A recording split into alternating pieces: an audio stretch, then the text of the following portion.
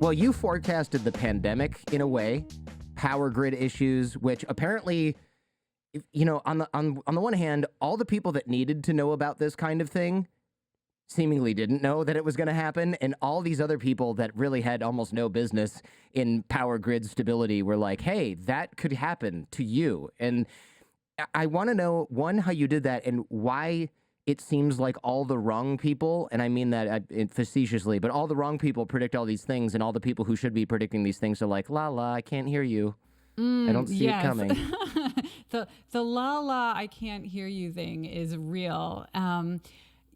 I am psychic. Actually, I'm psychic. Yeah. I think it's easier to predict the future than many people believe. The problem is that when you are predicting difficult futures, challenging futures that would require us to adapt, change the normal way of doing business, then you run into all sorts of entrenched interests and bureaucracies that don't want to change. And so you might be correct in thinking a certain type of pandemic is looming on the horizon, or a certain type of, infrastructure brittleness is going to kick us in the butt in the next decade. But you can see that coming clearly, and still people will refuse to think about it. They will choose not to imagine it because it would require a kind of mental flexibility or adaptation that we just, if we can get away with it, we don't want to have to do. What's that Upton Sinclair quote? Like, to get him, it's very hard to get a man to understand something when his salary depends on him not understanding it. Or did I get it? I always mess this one up, but it's something like, stability of the power grid. Well, that's kind of my job. It's a really tall order. My boss and the higher ups aren't going to like it. So I'm just going to go with it'll be fine because it's been fine in the past. Right. Yeah. And then when it happens, the person's like, well, we couldn't have predicted this. And all these other people are going, actually wrote about it in this article. Jane McGonigal tweeted about it. This other person at another power company was like, hey, your grid is not stable.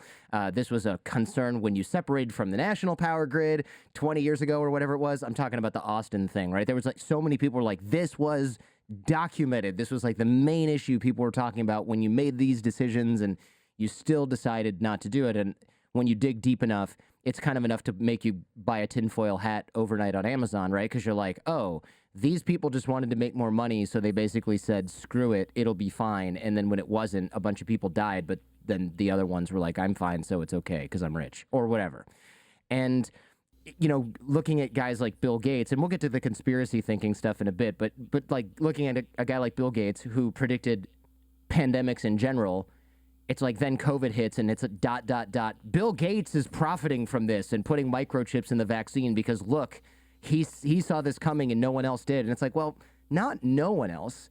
Actually, a bunch of people that he hired and also a bunch of people that he didn't hire have all been predicting a pandemic. Whether they said it was a coronavirus or influenza is kind of irrelevant.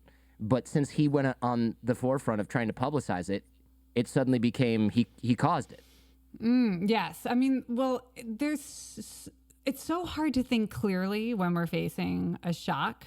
I think one thing that we've all just lived through is that sort of fog of uncertainty. If we've never lived through this type of event before, we don't know what to make of what's happening. We don't have enough information. Then suddenly all of our thinking can get fuzzy and confused, and we become prone to buying into conspiracy theories because we're so desperate for clarity or certainty, when in reality, during these kinds of unprecedented crises, we can't have clarity. We can't have certainty. We're thinking our way through it. We're making sense of it as we live through it. I will say, I've been working as a futurist for more than 15 years. I used to do a lot more work for governments and for corporations who would ask, who would ask, well, can you help us anticipate maybe some of the unintended harms of this new technology if it reaches the scale of 1 billion users, or can you help us predict risks if we get into this, this type of situation? What should we be ready for? And I kind of have moved away from that because of exactly what we were just talking about. It's really hard to get people empowered to change what they're doing. And so I do more work now directly interfacing with the public. You can read my future scenarios, you can play my public simulations and prepare yourself, because it is hard for us to change the future in ways that are outside our control, but we can ready ourselves. We can make smarter choices about where we want to live and what we want to own and what technologies we want to get good at. We can all do that individually. And, at some point, there's a tipping point where enough individuals are engaging with reality, looking clearly at risks ahead, that then it's easier for the government to respond. If we had all been simulating pandemics back in 2009, 2010, when we were doing it at the Institute for the Future, people might have demanded more readiness, might have been quicker to ask for in certain kinds of investments or policies. So it's partly we need to build the movements, the momentum, and just ordinary people knowing what's coming. And then eventually corporations, governments, they're not going to be able to hold us back from being ready for the future. Yeah, you call this sort of thing future shock, right? And you say it's more important to be insightful than 100% correct, which totally makes sense. What scares me now is when people, let's say, that work in transnational shipping, whether it's trucking or boats or logistics of any kind, when they say, man, our supply chain is even more fragile than people realize, and it's probably going to get worse because of the war in Ukraine, and there's all these knock-on effects, and everyone goes, I don't know, my grocery store seems fine. And that's kind of the end of the discussion. And people that I know who work in these shipping things are like flying to Taiwan and China and all over Europe, and they're like frantically traveling, trying to figure out, I don't know, alternative logistics routes and things like that. And can this deep water port handle our containers and ships and stuff?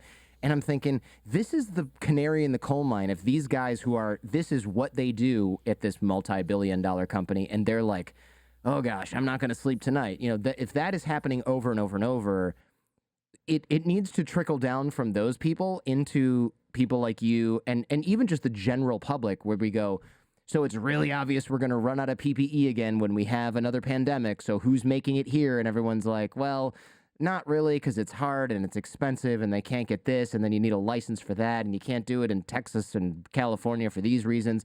It's like, okay, if we had the public going, this is ridiculous, we're going to need ventilators, what the hell is wrong with all of you? They're going to figure out a way. The next guy or gal who gets voted in is going to be like, my thing is to make sure that we can build ventilators in California, okay? And it's going to start working, instead of after the fact when we're like, can anybody build a ventilator out of a spray can and a foot pump? Which is kind of where we were at during COVID, right? So what you're describing, you're hearing from people people in a different industry from you, these sort of signals of what's coming next, right? That's like the raw material for professional futurists, is we listen for these clues about the future. We try to find these signals of change when people who are experts in a certain area are saying something weird is happening. We haven't seen this before. Something new is going on. This is the problem we're all worried about that nobody knows about yet. That's our job as professional futurists, and it's what I try to teach people to do in Imaginable, is to figure out, how do you get your ear to the ground? How do you build your network of information so that you are somebody who is hearing these signals of change early enough that you can think about them and adapt. And supply chains, it's just at a very fundamental level, answering the question, how are you going to get what you need? How are you going to get what your family needs in the future? Just a very simple fact of reality is it will probably be harder to get many things. We are moving out of, I think, an era of peak abundance and the sort of peak speed of just getting whatever you want, whenever you want it. That we're probably not going to have that same luxury to that level. And so just thinking about slowly changing your habits, changing your behavior so that you give yourself more time to get what you need, or maybe you need less than you thought you needed. That it's just a way of building resilience in your own life, so that we can't predict exactly, what will happen there. If there's one of the scenarios in the book, I talk about, what if we need to start preserving more biological material, right? There are these biobanks that are saving specimens from all kinds of endangered species. What if we start biobanking human, fertility specimens? That's going to take a certain amount of freezing, and that might mean we don't have as many materials to freeze food as we do. Oh, interesting. So that might change how we need to eat. We need to eat more fresh food, less frozen food. How is food shipped and moved? And it's just, so we don't know. We can't predict exactly what we'll run out of as we adapt to different crises, but just having that built-in flexibility that makes you resilient. That's why we say, as you quoted, it's more important to be imaginative than to be right when thinking about the future, because really there's going to be surprises. There's going to be unanticipated consequences. But if you're thinking in this more flexible way, this more resilient way, it doesn't really matter what the specifics of the change or disruption or crisis are, because you've been preparing yourself mentally to be agile and adaptable and flexible and resilient. Yeah, it's hard to imagine we'd run out of something that would freeze other things. But then again, during COVID, we ran out of oxygen for people in hospitals. And it's like the atmosphere is full of this. There's obviously, it wasn't the element that we were short of. It was something else, the tanks or who knows, the filtration, whatever it is.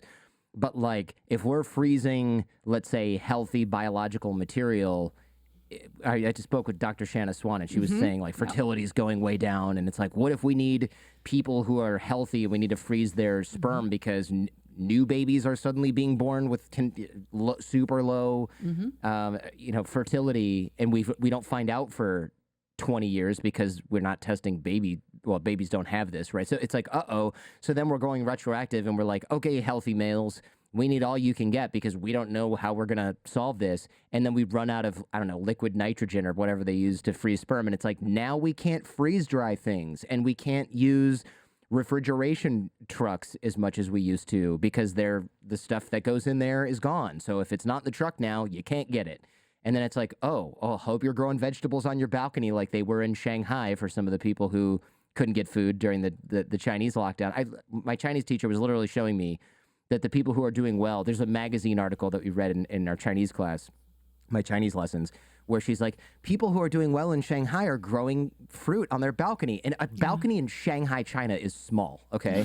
And also, that's like telling New Yorkers, be ready to grow your own food. And people are going, I live in a walk-in closet. Where am I going to grow food? Well, it's really interesting. If you look back at the Evoke simulation, which was the future forecasting game that I created for the World Bank in 2010, one of the challenges that we asked people to address was how they would deal with a respiratory pandemic and misinformation on social media about it. But another aspect of that is we were looking at people growing their own food on their apartment rooftops and on their balconies.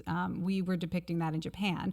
Very similar density. I mean, you missed it by like a body of water. Yeah. That's not, that's crazy. But what's interesting is, right, that was available to our imagination as a strategy for resilience, more than a decade ago. And it's just evidence that we don't have to be shocked, by what's happening in the world or by what's expected of us. We have so much time. This is like my favorite thing about being a futurist. In fact, we have years, we have a decade or more to experiment and play and try these different behaviors before we might actually wake up in a world where it's required of us. And what is, I think, so challenging and for many people sort of anxiety producing about the times we're living in now is we're just like reacting to everything as it happens. And it feels like we never get a chance to stop and catch our breath, and we're white knuckling our way through everything. One of the pleasures and benefits of thinking about future scenarios, it's 10 years out. And so we don't have to just react in an instant. We don't have that future shock or whiplash. We have this leisurely amount of time to really be creative, build our confidence, experiment. And we need to do more of that. It'll help us move us out of this era of, shock and anxiety that we're living in, and people can feel more confident and more prepared.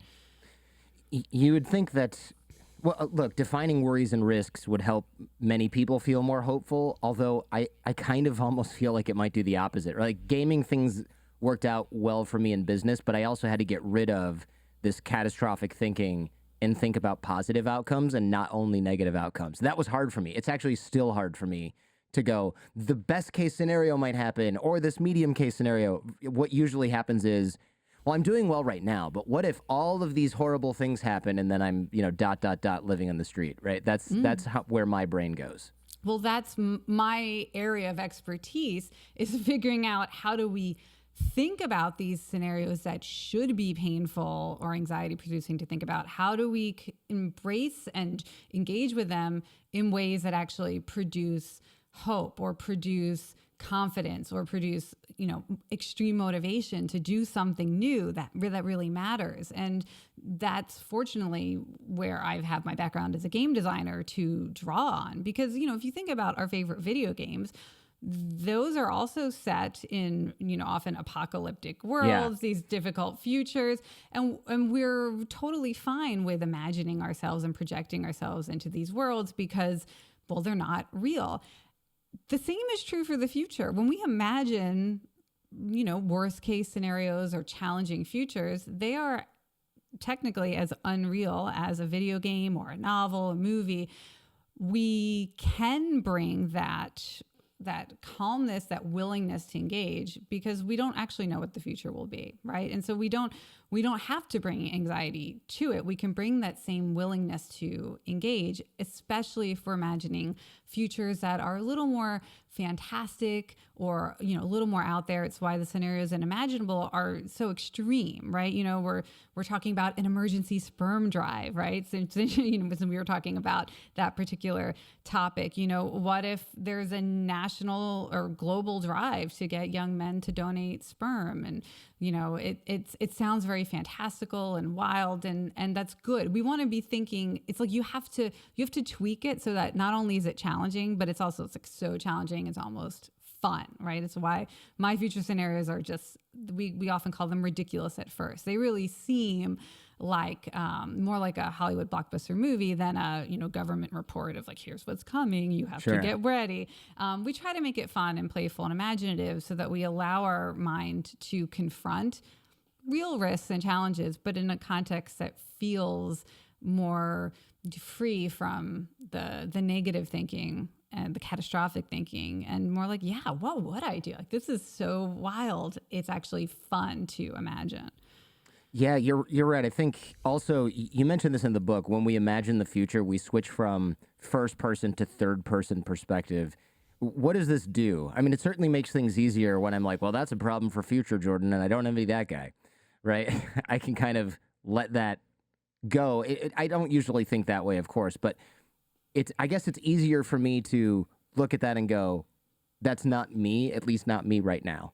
And so that makes it like a lighter lift, maybe. I don't know. Yeah. Temporal distance, so how far we are away from a future event, also creates mental distance where we don't feel so attached to our current beliefs, our current behaviors, our current worldview. We give ourselves just, it's like kind of zooming out. Almost, I would think of it like a drone aerial video footage. When you're thinking about the far future, you do kind of get out of your own body and out of your own mind, and you zoom out. And so it allows you to just have that slight detachment that, again, makes it less scary to really put yourself through. What would I do? What would I feel? How could I help? How would I adapt? Because it's almost like an avatar that you're controlling in a video game rather than being right in it yourself. You mentioned that it would be a good exercise to put something on your calendar 10 years out. That sounds a little ridiculous, so I'm wondering what that does. Because, first of all, I don't even put things on my calendar like in December, right? So 10 years out, there's got to be some rhyme or reason to that, as opposed to just going. Is it just, again, that space that's there? It's like anything can go in there? There are two important things. So the first important thing is that when we think about what we might want to do 10 years from now, we tend to come up with ideas that are more closely linked to our deepest values, our core essential self, our the kinds of hopes and dreams that would make us feel like we were living a life that was really authentic and true to ourselves. And that's because nothing's on your calendar for 10 years from now. Your boss Literally. doesn't have, a meeting scheduled with you. You don't have a chores on your list. Like you can do anything. It's a completely blank canvas. So when I ask you, Jordan, open up Apple Calendar, Google Calendar, and scroll forward. And, for people who don't know, you can literally schedule decades in advance on these digital calendars. So it's really cool. It's really easy. You just go forward, see 10 years from now, nothing's on your schedule. So what would you like to put on your schedule? I do this with companies. I have employees. Imagine you're still working at your company 10 years from now, which for people today, that's actually quite hard to imagine. People move so much. What would you need to be doing at your job 10 years from now that would make you excited to still be working for this company or in this industry, right? So people put meetings and events and project launches for 10 years out that describe what they would really like to be doing. Now that can trickle back. You invite somebody to that meeting, invite a colleague, invite your manager, right? Invite your team to this event 10 years in the future. It starts a conversation about what really drives you, what you hope for, what is your biggest, what would the biggest epic win you could imagine for 10 years from now be? We start conversations. You can do that with your family. I've invited my husband to calendar events for 10 years in the future. I talk to my kids about it. Like, oh man, the opera? Come on. No. In fact, I have for May 2032, I actually have something on my calendar that I added recently, thinking about my kids. I have 7-year-old twin daughters, so they'll be like seniors in high school if traditional high school is still a thing in a decade. And I was just sort of thinking about what might we be doing together. And so I imagined this, it's instead of a traditional science fair, it's a drone aerial surveillance fair where kids are sending drones out and they're trying to collect information about the world. And there's, art and journalism and science and nature. And I just imagined us going out there with our drones doing that, because I actually just brought them their first drones because I want them to grow up comfortable with that technology. And you got a drone thing I have going a drone on. thing. Drones are like this is a terrible pun. I think they're flying under the radar for a lot of people. That is a bad pun, but I like it. In terms of how much a part of our daily lives are going to be. I mean, if drones are ubiquitous as mobile phones, what does that look like? But yeah, so they have that. And I'm like, what might we be doing with it in 10 years? And I mean, it's on the calendar. 2032 might roll around. Such a science fair might not exist, but also maybe I will start that science fair. Yeah, you could start it, especially where you live now. I mean, you send out an email and it's going to be sold out in a couple days. I often say it's like we give ourselves space to think 10 years out because we don't shoot down our own ideas. We don't say, well, nah, that'll never work or that's impossible. When we're imagining 10 years out, we just have, our mind, it literally shifts into a different mode of thinking and processing where instead of being so reliant on the facts of today and trying to draw on patterns of the past, it goes into default mode, which is generative, imaginative, creative. It can produce ideas that it has no historical record to draw on. We can create things that don't exist and then use that as a way to navigate forward. We don't have to wait 10 years. We could try these experiments today. And in fact, a lot of my own projects have been sparked by weird things I imagined doing a decade from now. And then I just couldn't stop thinking about them. And I was like, how can I do something like this now? There must be something I can try. Yeah, I really do like this because I think a lot of us are like, well, in 2 years, there's no way I'll have enough money to do X, or I'll still be living here because project is still going to be going on, or why would I be already out of the law when I'm only in my 3rd year of law school? It just is, there's little tentacles reaching out in your imagination that reach out and grab time. And I've found just through my own life that those tentacles that you think are going out 4 years are like 4 months out a lot of the time, or are ridiculous. When I started working in law, I was like, well, I'll do this for like 4 or 5 years and I'll move on to something else. And I didn't even make it 2 years in law, but I'd already started my business in the 3rd year of law school just in case, and also because I liked it. And that turned out to be luck as opposed to like episodic future thinking, but it sure looked a lot like I did it on purpose in hindsight.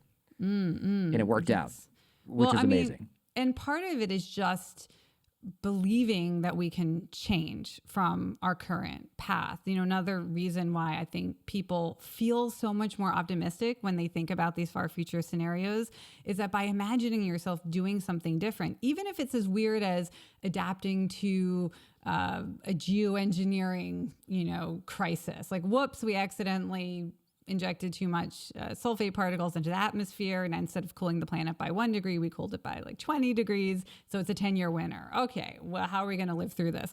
Now, that will almost certainly not happen, right? Right. I got lucky. I predicted a bunch of things that actually happened. But the point of these scenarios is not to say, oh, God, get ready for the 10-year winter. It's when you imagine yourself adapting to a climate that's 20 degrees cooler and all of the weird things that might happen with that, you build neurological pathways that help you think about doing things differently. And then you bring that skill back, you bring those strengthened pathways back to normal life. So you could be thinking about a different career or a different habit.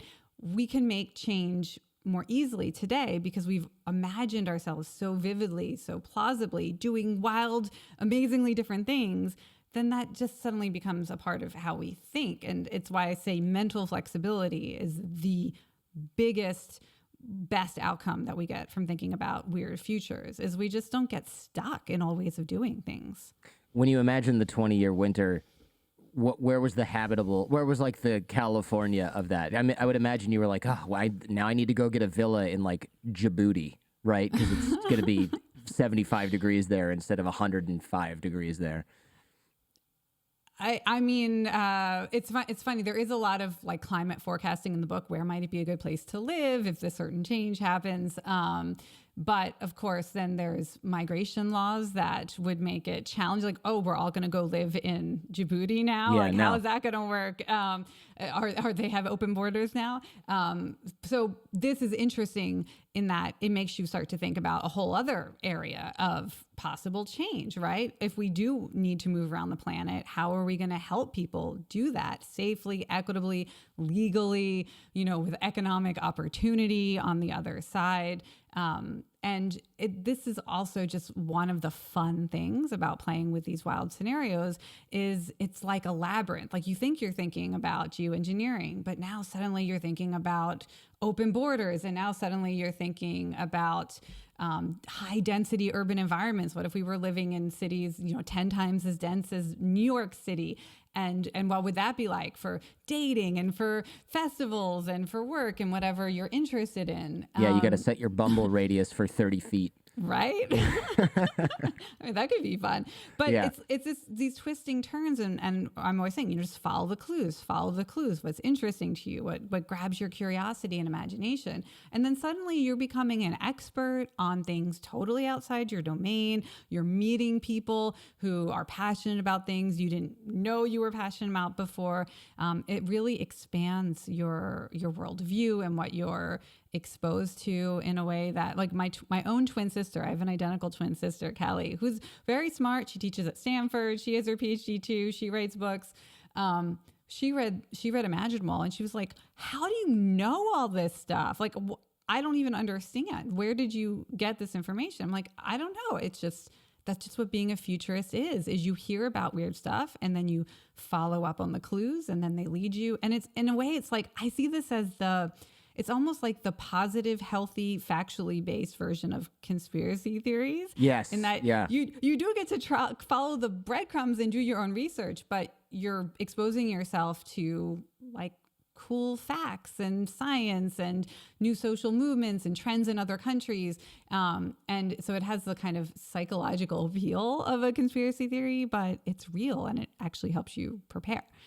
Yeah, it's like an opportunity detection mechanism, right? It's like, yes, there's a 20-year winter, but the good news is you can finally afford property in Vancouver, or I don't know, you can wait it out. There are a lot of opportunities I would imagine that come as a result of this, because you would just think, okay, yeah, if there's these kinds of open borders or like countries that need to resist an open border policy because everyone's leaving and then there's going to be brain drain. So where are they going to go? Maybe these inhabitable or better, more habitable areas. Okay, what's there right now? Not much. All right, well, you can hedge. If this were a more realistic maybe scenario than an accidental geoengineering event, I'm sure you give probabilities to some of these things, right? You can then find like, oh, actually, we probably are going to see this actual raise in temperature. So are we going to have beachfront property in Las Vegas or nearby? Like, we just don't know. And you can kind of hedge based on that. If you're a company looking to do that, I don't know if people need to go out and buy desert property for this kind of thing and take action on it, right? But there are other scenarios that make more sense to do that. Yeah, I mean, high wealth individuals are definitely buying real estate in areas that are predicted to be more climate resilient, like areas that are not as popular today. And companies are looking at what if we had to relocate our workforce. That's actually a topic that I've been tapped a lot on in the past couple of years. I bet. Thinking about climate migration for an entire workforce. You know, there may be parts of the world where extreme heat, even if we get climate change under control, which I'm optimistic that we will, because I see the clues that we can solve this problem. But there may be a decade or two where, while we're getting it under control, certain areas of the earth are just, nobody's going to want to be there. So if you have to move, 100 million people, how are we going to do that? And again, that opens all those, there's so many complex aspects. You have to think about the whole system and of cultures moving and welcoming people who are different from you. How are we going to get people ready to welcome others? We don't do a good job of that right now. And how we treat people who move from places that we feel are different from ourselves. And it just, you follow your interests and you find those opportunities. Your opportunity might be in real estate. Your opportunity might be in language instruction or cross-cultural cooking. You follow what interests you. And it's why before I have anybody play with these wild scenarios, we do something called pack your bags for the future, where without knowing where you're going, you make a list of your core strengths, your skills, your values, the things you know about, care about, do more than almost anybody you know. That goes into your bag for the future. So when you show up, it doesn't matter what the world is, what strange new things are happening. You use your passion for making art or songwriting, or you use your skills at diffusing conflict, whatever you're good at, you care about, food. You bring that to the future and you look for ways to help. And, when I first started this work and I'm starting my training as a futurist, it was just answering the question, what kind of games would we need in this future? What kind of games do people want to play? And when I started forecasting pandemic consequences, I was thinking, well, what kind of video games are going to help people isolate and quarantine while staying socially engaged? What kind of games will make it easier for people to do what is in the interest of public health and in their own health? We're going to have to make things, more social, maybe add video, add more voice, add more video. This is, in the 2000s before it was as commonplace. And it's just, everybody has their own unique set of bags that they pack for the future, but you'll find your place in the future by looking to connect those skills and values and passions. And I would say, like, after I went and imagined making games for pandemics, I came back and made them in real life. Like, my favorite idea was for this, we're going to all dance at home. Like, these are kind of virtual dance parties and dance clubs. And I wound up creating a game called Top Secret Dance Off that I think is like my most beloved game I've ever made. People were obsessed with it. I was obsessed with it, but it was literally just thinking about what kind of game would I make in a pandemic? And I made it in 2009 instead of 2020. And so, again, we don't have to wait for the future to show up for us to benefit from thinking about it. Yeah, you talk about taking clues. Actually, before I get into that, it's funny that you mentioned, what if we have to move an entire workforce? Because before the invasion of Ukraine, I was thinking, well, if this goes done in 4 days, then Taiwan is getting invaded, which means we're going to have a semiconductor shortage because Taiwan Semiconductor Corporation is like really central to the world's semiconductors, and a lot of people know that, or maybe not. But if the CCP gets in there, they're going to say, you can't export these anymore. We need them, all of them. And so, and I wasn't the only person thinking about this, thankfully. Now they're building a location, I think, in like Arizona or something of this company. And I don't have any information about this, but it would not surprise me at all if there were big old jumbo jets that had enough room for all of at least their key manufacturing staff and those people's families ready to fly from Taipei to Phoenix, land, go into apartments that are maybe already there, and schools that are already there. Because even if you build a factory, it's like, well, who's going to run it? It wouldn't surprise me if they just up and take the whole workforce and there's some government program that says, here's 700 or, I don't know, 7,000 visas for these people that are like in our little reserve tank because we need these semiconductors bad enough that this is like critical infrastructure. Because the last thing you want is for a country like that has an autocratic or authoritarian regime to say, hey, we now have a stranglehold on all of the advanced semiconductors in the entire planet, pretty much. Yes. And there are companies that specialize in this. I had a chance to consult last year with a company that specializes in moving talent around the globe. And they've been doing that under sort of ordinary business as usual circumstances. But now they're thinking, well, there may be more extreme versions of this in the future where people are moving much faster under duress. And so, yeah, there will be experts in this. There will be best practices established. And I think we are seeing those clues, those signals of change, even just in how technology companies were moving people out of Russia and Ukraine during this war. Yeah, I think we got a sneak preview with Belarus and Google being like, all right, everybody who can program and is at this level, apply yesterday. And they pop to the top of the line in some of these tech companies because they weren't sure if they're going to be able to leave after that. Hey, if you like what you're hearing and seeing, check out the Jordan Harbinger Show podcast feed. There's a lot more just like this. You can find the Jordan Harbinger Show in Apple Podcasts, Spotify, or wherever you get your podcasts. Now, back to the show. You mentioned looking for clues, and you say, like, look, Tuesday Clues Day, pick something out that is a sign of the future happening. And to your point about conspiracy theories, how do we know that we're not just engaging in confirmation bias by looking at everything as evidence that something we expect to happen is already happening? Because that is what conspiracy theorists do, right? They'll say, oh, well, Bezos and Musk are interested in space, and Branson, so they're planning to go to Mars, which means they're destroying the Earth and planning their exit. Lots of ridiculous logical leaps are in there. But it's almost like it's like Tuesday Clues Day. It's like, well, kind of tinfoil hat Tuesday could be right around the corner if that's what we end up doing. I would hope not, but that's a great point, right? How do you separate out looking for clues from convincing yourself that you've just discovered, right, the one true theory of everything? I mean, one thing is that you start to develop sort of reputable sources for signals of change, and that might be, roundups of scientific journal publications that are translated for ordinary people to understand. It might be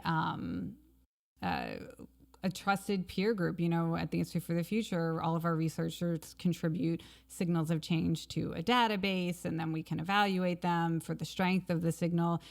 We can interview people, follow up. Is this really happening? Why are you doing this? But for me, just as a practical thing, like how do you find a signal of change? You can just go to a search engine and type future of something that you're interested in, and see if you can find a news story describing something you haven't heard about before, and it's kind of like you can almost just spin a wheel, like randomize it for yourself to expose yourself to things that you're not already looking for can be helpful. So like, how do you avoid the confirmation bias or going so deep down a single rabbit hole that you're not even, what am I looking at? Just kind of picking words at random and be like, future of cake. I think I write about this in one of the chapters. I'm like, today I'm going to look up future of pets, future of cake, and future of Mars or Mars travel or something like that. And then just see what you can find. What are real startup companies working on? What are real scientific labs creating? What are, what social movements are popping up in a country that you had never heard of before? I guess it does require all of the same sort of digital literacy, citizenship skills of making sense of information online, so that you're trying to find the trustworthy signals. But it can be maybe using that sort of randomizing element to just ensure that you're seeing things that go beyond what you're expecting. Yeah, that makes sense. I like that, because otherwise it's like all the currency is going away and we're only going to use Bitcoin. And it's like, well, you work at a Bitcoin startup where everyone is talking about this nonstop, because if that happens, you're all going to be billionaires. So maybe you're not the most impartial source for this particular line of thought. And I think it was you who pointed this out. The more that we imagine future events, no matter how unlikely they are, we tend to rate them as having higher probability in our minds. So that's where things get dangerous, right? Because if we're constantly imagining this future where XYZ happens because that's in our favor or something that we've been thinking about a lot, now it seems like it's inevitable when really it's not, maybe not even a tenth of a coin flip in terms of probability. That's right. And that's why one of the easiest to adopt futurist habits that I always recommend people do, it's called 100 Ways Anything Could Be Different in the Future. You write down 100 things that you believe to be true about how the world works or what you expect to happen next. And then you rewrite each one so that the opposite is now true. And then you go look for evidence that those completely upside down worlds, those alternate realities to what you expect, could be true. You go look for signals of change specifically to counter your own assumptions and biases. So I'm working right now with a lot of folks involved in cryptocurrencies and fintech, and definitely trying to get people to pay more attention to what's happening in the area of central bank digital currencies versus the sort of wild west of mint your own tokens. And because as far as I can tell, that is a space that is definitely going to happen, and governments are going to crack down on cryptocurrencies, and we are definitely going to see digital money and programmable money replace cash. I mean, literally every country that has a sovereign currency is experimenting with this now and has a roadmap over the next 10, 20 years to do this. Wow. And it's exactly what you're describing. I'm seeing happen in certain communities where you believe that the vision of the future that you want is inevitable, that we're going to decentralize money, we're going to decentralize currency. It's not going to be running through governments and corporations anymore. I mean, you want that future so much that you don't see the signals of change that are counter to it. So you have to have a rigorous practice. You have to write down everything you hope or think will be true, and then flip them upside down and go find that counter evidence. Is how you avoid I guess drinking your own Kool-Aid. Now, it doesn't mean that your vision of the future can't happen just because there are clues suggesting the other version might happen. But we call this, realistic hope. You're trying to balance your positive imagination, what you hope will happen, with a shadow imagination, maybe the futures you don't want to wake up in. And you're paying attention to everything that's happening on both sides of the possibility spectrum, so that you start to learn where are the levers that are getting pulled or the buttons I can press to make a future more likely or less likely. So you have to be disciplined. Otherwise, you definitely could just convince yourself that whatever you've imagined is what's going to happen. Yeah, I can see the danger in this. It is kind of a delicate balance. You do a really good job in the book of explaining how intense this visualization really is, right? It's where exactly am I in my future? Like who is here? What's around? What's true in this version of reality that's not true today? What do I want in this future moment? What are my feelings? Because we can get clues from our feelings, right? That the emotions that we have in our future are kind of as real as emotions in our present. So if it's like, I'm running my business, why am I miserable right now? Why am I feeling like it's too hectic? Why do I resent not having kids, or whatever it is? And it's like, well, maybe I shouldn't be running a $100 million business. Maybe I should actually just have kids, because in the future where I had all of these things I thought I wanted, I was actually not as happy as I thought I would be. Right? Like, how do I feel now that I'm here? I think is the last question that I forgot to mention. Well, that's one of the weirdest things that happened to me when I started playing future games, future simulations, is I realized I wanted to have kids, which I was completely convinced I did not want to have kids. And then I'm imagining all these future worlds, and I And I was already married at the time, but we were like not having kids, definitely not going to start a family. And then I was imagining ourselves living through all these changes and disruptions. I was like, I need a kid to, like, I don't know, bring meaning and purpose and excitement and adventure. I don't want to be like just same old Jane in 10 years. Like, I think if I become a mom, like, it's just going to be more interesting and fun, and I'll have that was the experience I wanted. So like, we can get very unexpected ahas. We think we're imagining a pandemic, but we're actually realizing we want to have kids. Your husband then went 10 years ahead in his calendar and starts deleting, like, trip to Ibiza. Not happening. By boat. Nope. Can't afford that anymore. Right. That's hilarious. In terms of the visualizing concretely, I mean, a lot of the work that I do is to help people move from thinking abstractly about the future, like, oh, in the future, maybe cars are banned in certain cities. Like, that's definitely something we're seeing signals that could happen. Do that. Yeah. Instead of just thinking about that as a fact, we can try to take a mental time trip to that future and look around. So where am I living now? Let's say there were no cars here anymore. How do I get to school? How do I get to work? How do I get food? And we start to think about either, maybe, do I want to be thinking about living somewhere differently or more fit so that I can walk up and down this hill? I'm going to start a different, exercise routine. Or maybe I'm thinking about other technologies for movement, electric bikes, and like whatever. You just start to imagine in greater specificity what you would really need for this future to be happy and livable and amazing. And that vividness of detail is what changes our behavior today, or what drives us to experiment today. And we could do like a really quick example right now. So I found in working with people that it's actually challenging to come up with a whole plan for how I would adapt to a futurist scenario. It's like you almost want to just, what is the smallest plan I can make, the most micro bite-sized thing I can imagine? So I invented this game called The First 5 Minutes of the Future, where I throw at you a very strange, shocking future, and then you spend 5 minutes free writing. So you could be typing, handwriting, you could talk into a voice app.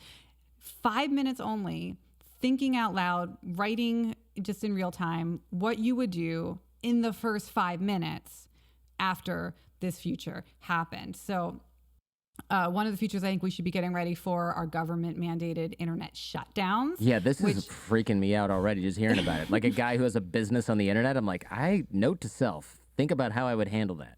Yeah, they're happening all over the world, in not just in authoritarian countries, but in democracies as well. Governments turn off the internet. It is constitutionally legal in the United States. If our president wanted to turn off the internet, legal experts have said he has the authority to do that, as long as there's some kind of emergency. And as we see new kinds of cyber emergencies where we're having our electrical grid is being attacked, or they can literally essentially change the chemical composition of our water supply so that it's poisonous. I mean, there's so many things that might require something as dramatic as turning off the internet. Also, if government wants to slow social protests, or, it might not be for such a benevolent reason that we would see these.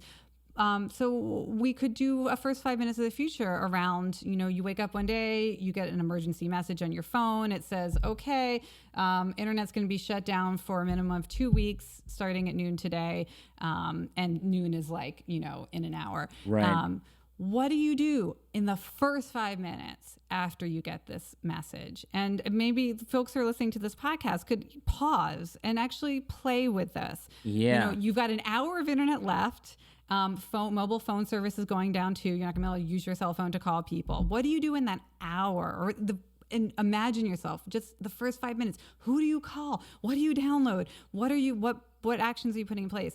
Literally just imagining the first 5 minutes of response completely transforms how our brain reacts to information about this scenario. So if you actually take the 5 minutes to do this, you are essentially setting, it's like an alert notification in your brain. Your brain's going to pump out dopamine anytime you notice a news headline or something on social media, you're hearing somebody talking about government mandated internet shutdowns.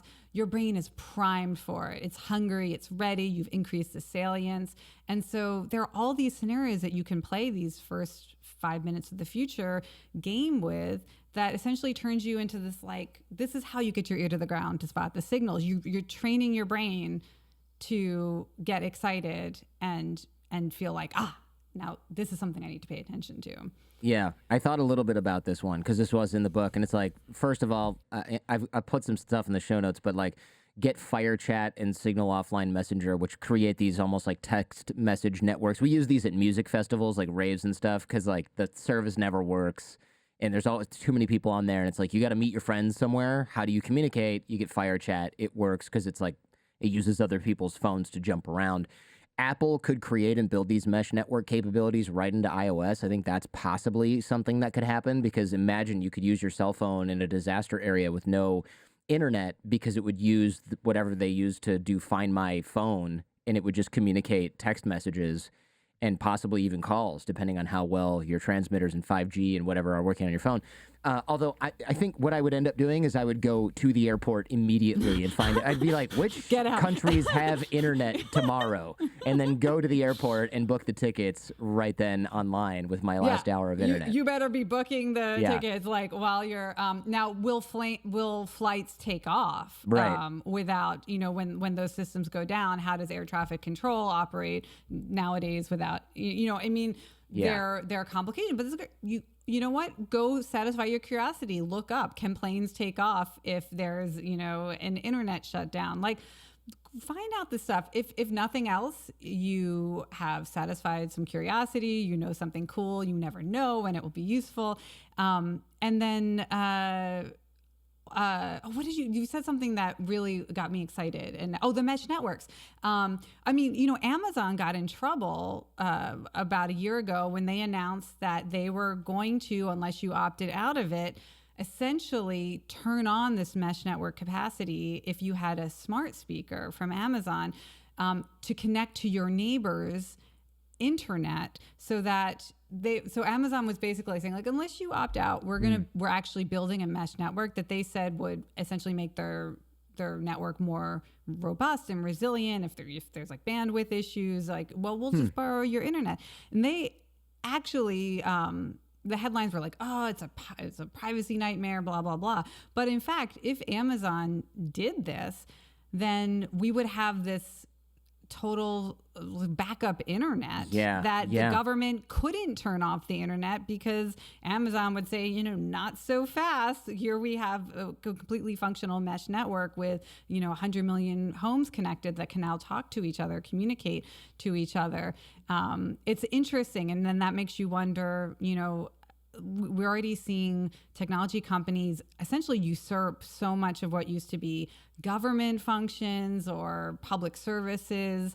I mean, it's once you start exposing yourself to these future scenarios, you start to realize there's a lot going on already that is going to impact the future that people are weirdly not paying enough attention to. The mobile phone service thing sounds scary, because I don't know anybody with a landline now, and it's like, well, what is this, the purge? Like, I can't call anyone? Well, that's a signal. I mean, maybe you can still call 911, but that's it, or something, who knows? But it's like, well, that's kind of terrifying and totally possible. Look, if people think, that's not going to happen, even if it's legal, Burma, no internet for, I think, 2 years. India, technically a democracy, the world's largest, in fact, but leaning a little more authoritarian with Modi. Okay, fine, let's not split hairs. This could certainly happen in the U.S., and they would say, okay, you can use your mobile phone to call emergency numbers, but then, like, what if the internet shuts down, or telecom providers can't provide certain apps the ability to function, and those apps are anything that allows you to send a message that's not an email, or, who knows, or even including email. And then my business would be completely screwed, which is why I chose to go on a vacation overseas at that point in time. But there's a lot, and that's just my personal issue. There's a lot more terrifying things that could happen.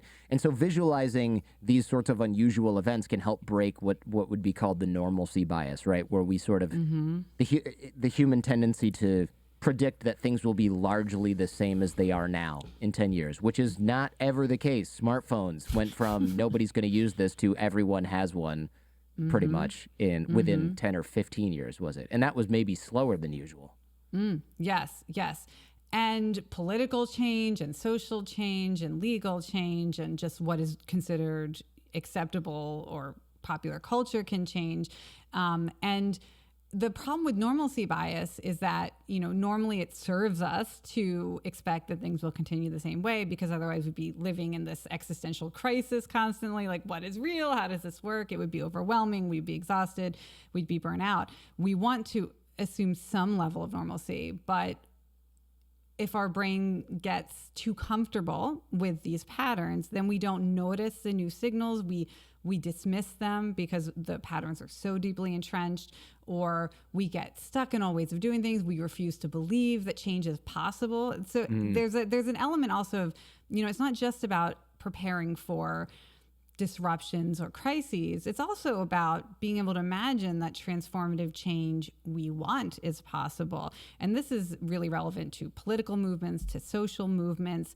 If you're trying to create a change that other people say, well, that's impossible, like the universal basic income movement, has really picked up, some credibility. I think more people believe that some version of UBI is possible now than a decade ago.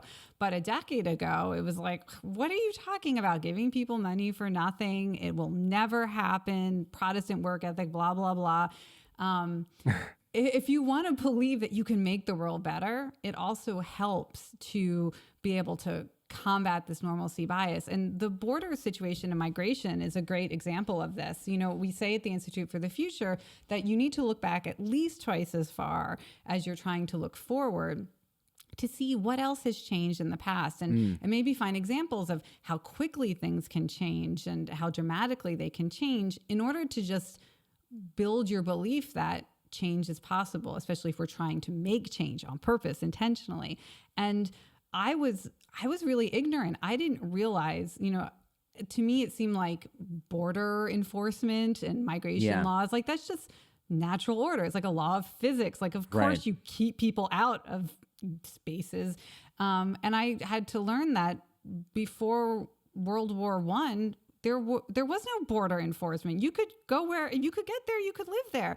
Really? It was, That's surprising, but I guess it makes sense, because who the heck was traveling overseas anyway? Like a few weird, rich, adventure-y people? Right. So there was more limitations on who could travel, freely, but also it was literally this new type of war that made people clamp down, and then we just never unclamped. But it doesn't have to be this way. And as we face the challenges of the future, where people may really want to move, whether it's for economic opportunity or climate security, whatever it is, we should go back and look at all of the changes that have happened to remind ourselves that change is possible. We don't have to go back to totally open borders, but we can realize that we have accepted as normal something that was not always normal and has only been true for the teeniest, tiniest fraction of human history. Because of wars, conflict, inequality, like things that are root causes that could be addressed as well. So go back twice as far as you want to go forward is probably a good rule. Probabilities, or I should say possibilities that seem impossible today, are the hardest ones to adapt to in the future. So a good exercise from your book is think of something that's impossible, air quotes impossible, and look for evidence of it happening today. Can you give us an example of what that is? I know we probably went over one, but I'm drawing a blank. Well, let's think about having a baby. You're talking about becoming parents in the future. I often play this game when I teach futurist thinking at Stanford. On the first day of class, I'll have everybody make a list of things they believe will not change. It's going to be true for decades to come. And the most common submission I was getting was, well, you need genetic material from a man and a woman to make a baby. Okay. Even with It's a good one. IVF, even with surrogacy, whatever it is, like there's always going to be two parents. That's how baby making works. It's been true for all of evolutionary history. It will definitely be true for at least another 10 years. Now, when I started getting these facts, these unchangeable facts, I did not know how they might change. I just do what any futurist does. I go to Google and start typing things like future of human reproduction, or my favorite thing to do is you just literally type the opposite in. So, same-sex parents or like babies with two biological moms. Just type in whatever you think is impossible into Google, and you will more likely than not find that what you thought was impossible, there are people working on it, doing it, living it. And I discovered whole strains of research that I was completely ignorant of. Researchers who are working on creating human embryos using genetic material from two same-sex parents. So you can literally have a biological child, two women, two men. They've done it in mice. It totally works. And this might not be relevant for everyone, but when I think about the future of family, when I think about my own daughters, what would it mean if in the future you could co-parent with anyone, right? Even if it even to take sexuality, sexual orientation out of the question. I mean, what if you might be heterosexual and that's who you want to have sex with, but maybe you want to parent with someone of your same sex? Yeah, totally possible. That is a bit of that's quite the mental exercise, huh? Like it could literally change everything. Yeah. If we can choose to parent with anyone, and obviously the first. Cults are going to use that. Effects. Like you can only parent with someone in the cult, but bang whoever you want, whatever. Just don't make any kids. I mean,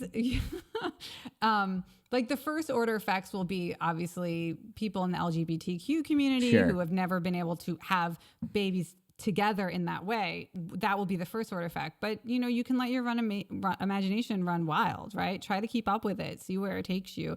And certainly, even if we don't wake up in a future that is that transformed, even for me to open my mind about how my kids might choose to become parents, it's such a good exercise for me, because even as a parent, you think you're going to control so much. You're going to teach your kids this. You're going to help them realize this is the right way of living or the best way to do things. And when you realize that your kids might choose to go live on Mars or have babies with other women, because that's the parenting triad, duad, or try to suddenly the other choices that they make that you would normally argue with them about, it just seems so much less extreme, and you're really much more comfortable with being supportive. Right. It's fine. You can have a skateboard. Yeah. This is the least of our concerns, Tim. Yeah, this is interesting. What's that? There's a law. I typed it, but I think it auto-corrected. It says darter, but it's probably not darter. Any credible prediction of the future should at first be seen as ridiculous. Yes, Datter's law, named for Jim Datter, who is one of the founding figures of the field. He really formalized a lot of the professional methodologies of foresight work, futures thinking. He has this great methodology where you try to predict 4 versions of any future that you're imagining to kind of keep flexible in your mindset. Not just a worst case and a best case, but you've got a weird case and an upside down case. And so Datter's law, his first law of futures thinking, is that the most useful ideas will be the most easily dismissed, right? It's the kinds of ideas that make people instinctively say, why would I even bother thinking about that? It will never happen. Those are the futures that wind up being the most disruptive when they happen, or they blindside the most people. They take us by surprise. And so those are the most useful futures to think about. I mean, we don't really need to think about futures that are similar to today or continuations of the norm, because our brains are already ready for those futures. Our organizations are already ready for those futures. Our governments are ready for those futures. It's the weird stuff that we need to spend time thinking about and imagining. In high school, my freshman year, we read a book that I think was called Megatrends or something like that. Have you heard of this? And I think they're doing an updated version like right now. And one of the ideas was telecommuting, and it was people are going to be using the phones and fax machines to work from home. And our teacher was like, this to me doesn't make any sense. And I was like, this is such an obvious future, being an internet kid in high school. And the class was kind of split. And sure, telecommuting is definitely a thing. But now it's like, so do you get it, Mr. Speechko? It's a thing. And it seemed impossible for him because, one, he was a teacher. He's like, how would I teach remotely over the phone? And it's like, well, Zoom, which doesn't exist, but all us sort of internet dorks were like, there will be a time when you are talking to us and we are all at home and maybe you're in the classroom with video gear. We don't have to be here. You could be in another country. And he was like, I remember it was funny because our class was sort of educating this teacher on how this was just such an obvious change that was going to happen, whether it was going to happen in the 90s, which they predicted, or later, which it also, I mean, it's been an obvious but slow evolution. What we didn't think about was commercial real estate markets crashing because nobody really needs an office anymore, which is like a thing that's happening now. There are actually a lot of signals of change that I would love to get through before we close, because these are so interesting. Like with, what is it? Pizzly bears? Was that what they were called? Oh, yeah. Yeah, tell me about that. So there's like this new species that has emerged in the wild, a crossbreeding between polar bears and grizzly bears. And it's happening because of climate change. These two species that normally live in different environments and never encounter each other are getting smushed into the same climate band. And the grizzly bears have so many genetic advantages over the polar bears that they were out competing them for food. The polar bears are starving.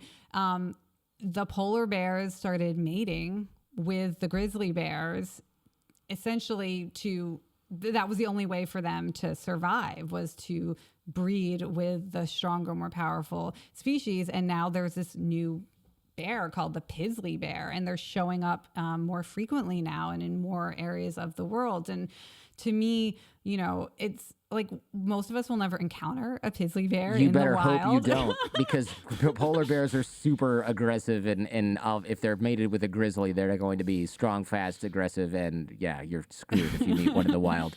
Right. But so it's like, why should I pay attention to the signal of change? Well, you know what? Humans are going to probably be compressed into smaller climate bands in the future, whether it's due to sea levels rising, so we're moving inland, or extreme heat that is making certain, latitudes are no longer going to be compatible with human life. I mean, that is a very clear forecast that we're seeing. It doesn't mean we can't fix it. Geoengineering might help. Getting to 100% clean energy will help. There are things we can do, but we're probably going to be smushed together like the polar bears and the grizzly bears. And looking at how we handle refugee crises and migration patterns, like we're really bad at it now. We're not a particularly welcoming world for people who have been displaced. And so it plants a seed for me, seeing that Pizzly bear species emerge, wondering like, well, what's the more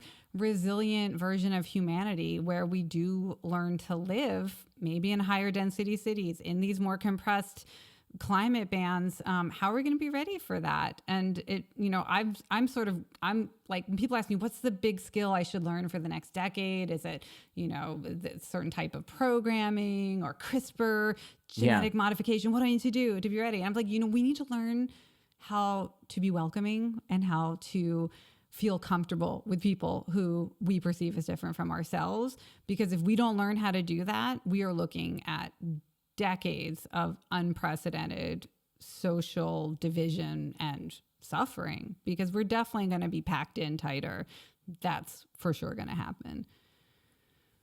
Speaking of future trends here, what's this about us all becoming allergic to red meat in the near future, possibly? This sounded like complete nonsense, and I started researching, and I was like, oh, this is totally a thing that's real. I thought, like, how can you suddenly become allergic to meat? It is totally a thing that is real and growing faster than many people predicted. So there are a certain number of tick species that can make humans allergic to meat. What happens is they are injecting us with sugar molecules that they get from eating in the wild, like they're biting deers or whatever. That gets into our bloodstream when they bite us, and then because it's in our blood, our body overreacts and thinks it's like a dangerous virus. It's a deadly intruder. I need to build an entire immune defense against the sugar molecule, which the body's not expecting to be injected like that. And that molecule shows up in all kinds of animal products like red meat, gelatin, and our bodies get so sensitized to it by building up this hyperimmune response that we can go into anaphylactic shock literally just by using toilet paper that has gelatin in it. There is meat in so many things. There is meat in many brands of toothpaste. There's you wouldn't even, to make things like soft or cushy or anyway. I did not know that. First of all, the fact that you can wipe your butt with something and go into shock is just a pure nightmare fuel. Oh no! We're definitely imagining futures where people are like packing their own, like you need your like toilet paper carry all because you don't know, you don't want to can't risk it. But the thing that when I this is a real disease that exists. People have it today. It's called alpha gal syndrome after the molecule alpha galactose 3. And the thing that made me want to write a scenario about this becoming more common is that scientists have started doing random blood testing of different populations around the world to try to get a sense of how many people have been bitten by this tick and are in the process of being sensitized. Now, some people, especially if you eat a lot of red meat already, one bite is enough. You start to develop the allergy because every time you expose your body to that allergen again, then it heightens the immune response. So it's in the same way that, if you're allergic to peanuts, every exposure will make you more and more allergic, right? So you have to avoid it completely. Some people, if they don't eat a lot of meat, they don't notice the symptoms the first time they're bit. They have found that in the United States, in the Southeast, a third of people have already started the process of being sensitized. So if they continue to eat a lot of red meat or they get a second or third tick bite, now suddenly you have 1 in 3 people with a deadly allergy to red meat. What does that do in the South, in terms of culture, in terms of community, in terms of how we live our lives? There are other regions of the world where the rates are even higher. So, it sounds ridiculous that we might be living in a world where, a third of people suddenly completely transform their diets and what they consume. But on the other hand, it's actually already happening. I mean, it is undeniably already underway. Now, it doesn't mean it will be a terrible future because scientists are working on treatments and they're developing ways to give people like 24-hour free pass where your body is primed. If it's like one day a year, you have your all-you-can-eat barbecue, whatever. I mean, there will be ways to live with it and manage it. We're learning about controlling tick populations, but it's certainly worth imagining these types of situations. So if nothing else, you start to notice the headlines and the changes. And I've already started getting emails and direct messages from people who are reading Imaginable and they get to that scenario in the book. And then like a week later, they're like, what the hell? I had never heard of this before. Right. And I just saw an article about like these ticks are in the town where I live. Oh, gosh. And if they hadn't already been imagining it, their eyes would have skimmed right over that headline. But because you plant the seed of imagination, now you do notice and you're not going to be blindsided. You're going to be ready. Yeah, people who study pandemics see these things coming. We did an episode on a possible flu pandemic like 2 months before COVID. It was episode 320. And people were like, you got that wrong. It's not the flu. And I was like, hello, the guy predicted a global pandemic that was from wet markets and animals, and it was like in January. 2 months later, we have a pandemic, and you're splitting hairs over the type of virus. Come on. So you don't have to be a genius to see these things coming. You kind of just have to trust and pay attention to, well, one, science, and two, the people that study these things. And like you said, three, maybe those headlines will sink in a little bit. Before we go, though, facial recognition, right? This was, I pay a lot of attention to China. They'll catch a jaywalker with facial recognition, and then there's these big billboards that shame them. Have you seen this, where it posts your ID and your name, and it's like, this person jaywalked, here's a video. It's what I didn't realize was that the software in the database is like 99.9% accurate, even if you have a mask on. Yes. Which And is shocking to me. It's an unanticipated consequence of the pandemic, is that all these companies, they've optimized their algorithms for facial recognition. Now everyone's covering half their face with masks to stay safe. So these companies had to learn how to re-optimize for just your eyes. And so, I mean, on one hand, you could imagine a future where everybody's walking around with sunglasses and masks on, and it has nothing to do with the pandemic. It's because we're trying to live our lives, not under quite so much surveillance. And then we might imagine, what does it feel like to live in that world? What is it, in the same way that we've all lived through what it feels like to take off your mask?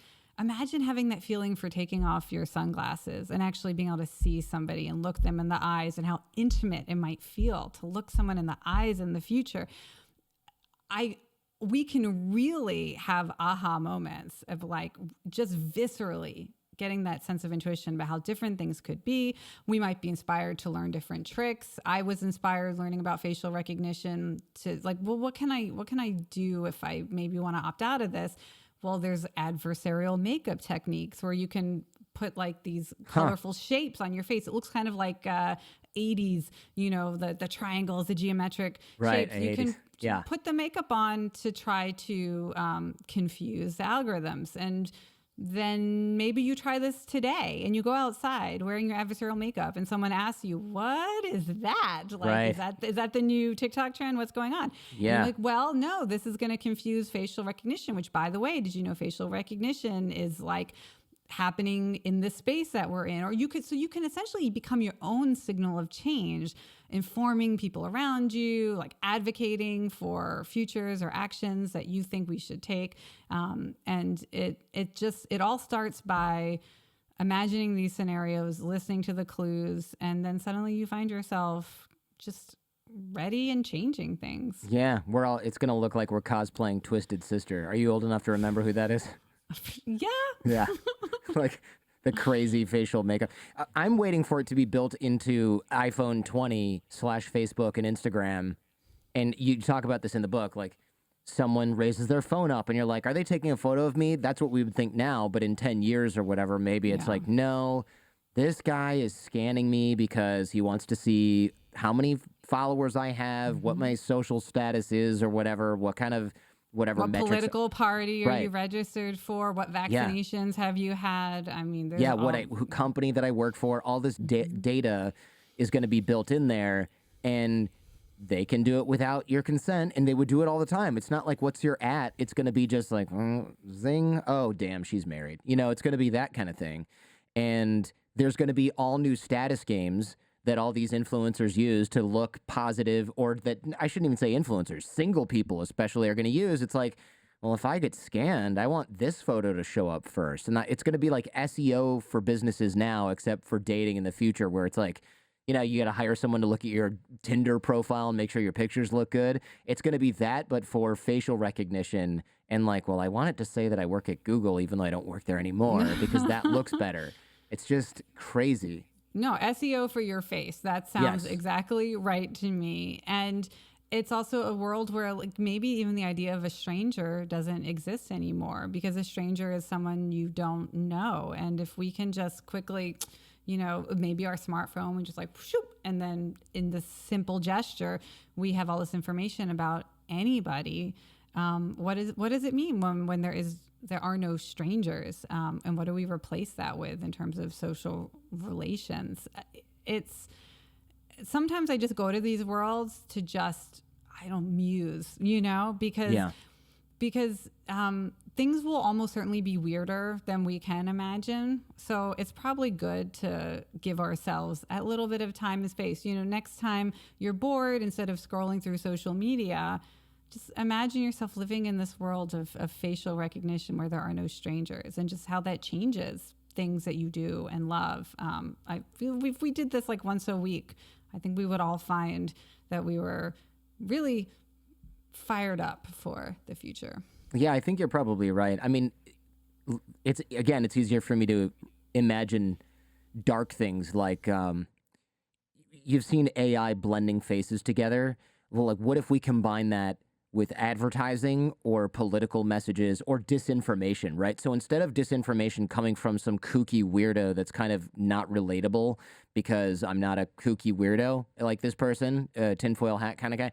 So I'm not into like QAnon stuff, obviously, for various reasons. But one of them is none of the influencers who peddle this crap are relatable. And in addition to paying attention to Renee DeRest and other folks I've had on the show. But what if the information, the disinformation, is coming from somebody that is an amalgamation of my wife, my mom, and my dad, and it's an AI deep fake person? Yeah. Or it's your mother, brother, spouse, right? Your trust for them would go through the roof. Yes, absolutely. And marketing companies are working on this, and political operatives are trying to figure out how they can get a hold of this technology to do this. And we're making this future today.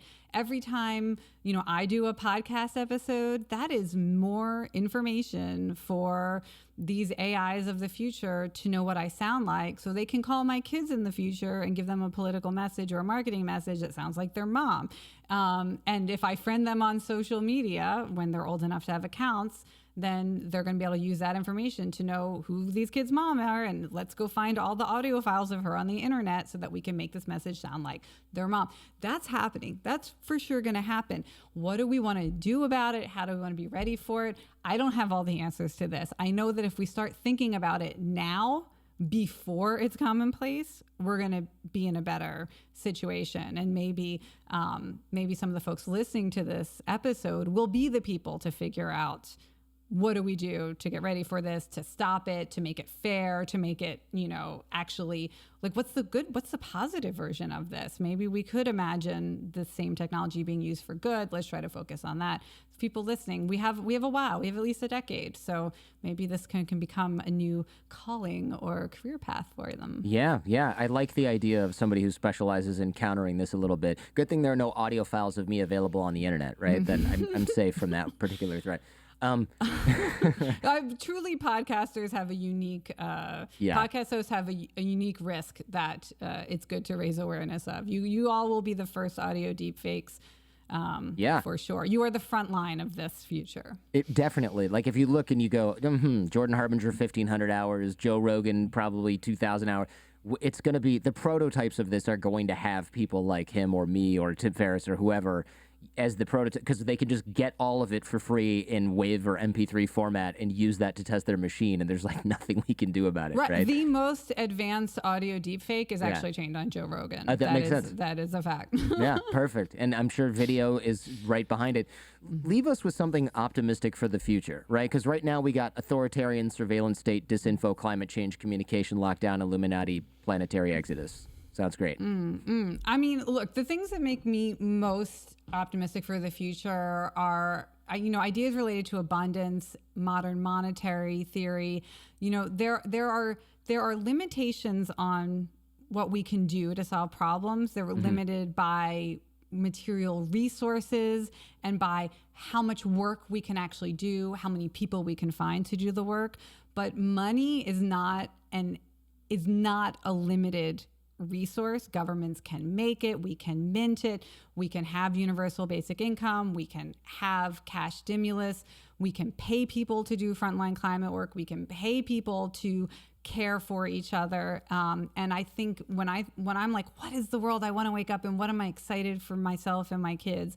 It's a world where we have truly realized that money is an abstract phenomenon. There is no actual physical, like in the laws of reality, limitation on it, and that we can create money and we can use it to help people have economic security, abundant lives, and to pay for the work that we need to do, whether it's securing our climate or helping people feel loved and cared for, all of that stuff. We can pay for it. Money is actually, there are no limits on it. And those are scenarios that make me optimistic that we will find a way to pay for the things that we need to do and that we want to do.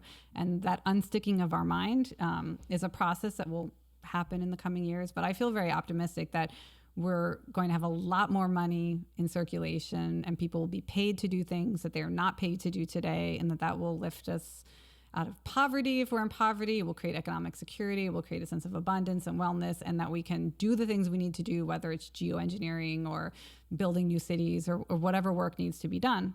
We can pay for it, we can do it, and we can use that work to make a better world. And in 10 years, maybe that won't sound like science fiction, right? Mm-hmm. Exactly. I'll see you in 10. Well, but that's what you should put on the calendar. The next interview with you is in a decade? Yeah. Uh-huh. Yeah, we'll see. We'll see. Shane, thank you so much. This is always so interesting, and I really appreciate your time. Your book it's quite a read, but it's full of stuff just like this. So if people are interested in this conversation, then the book is a logical next stop. And I hope the launch is going well, because it's really interesting. You can tell you put a lot of work into it. It's also extremely long. So that's the other clue, that you put a lot of work into it. It's extremely long. Technically it's shorter than my first 2 books, if you can believe that. That's true. That's true. It is like twice as long as a regular book, but since it's an interesting read, it goes by 3 times as fast. Thanks for checking out this entire episode of The Jordan Harbinger Show. If you're interested in exploring this topic further, check out the Jordan Harbinger Show podcast feed. We dive even deeper on this and many other topics. In the audio podcast, I also close open loops, cover things discussed off air, and give some parting lessons from our guest. You can find The Jordan Harbinger Show in Apple Podcasts, Spotify, any podcast app, or at jordanharbinger.com. And also, if you found this episode useful, please share it with those you care about. Last but not least, like, comment, subscribe.